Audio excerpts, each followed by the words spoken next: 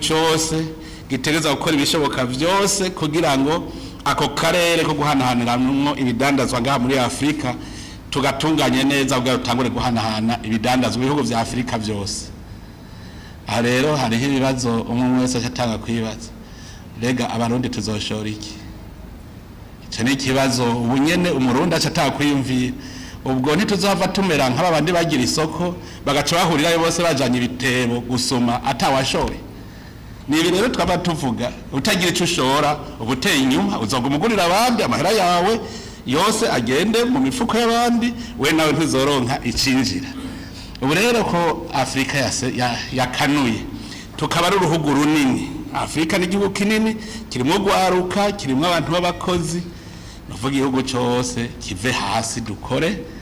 Ariho abantu bataramenya ibikorwa ivyo ari byo, bavuga ngo mpakazi, ngo yabuze akazi, mugabo sindumva uvuga ngo nabuze igikorwa.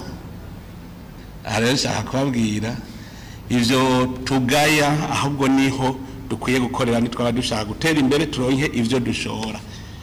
Tudashoye naho bazoza bakame ivyacu vyose babijane bibateza imbere, natwe tuzetwame turira imisi yose ko duteye inyuma.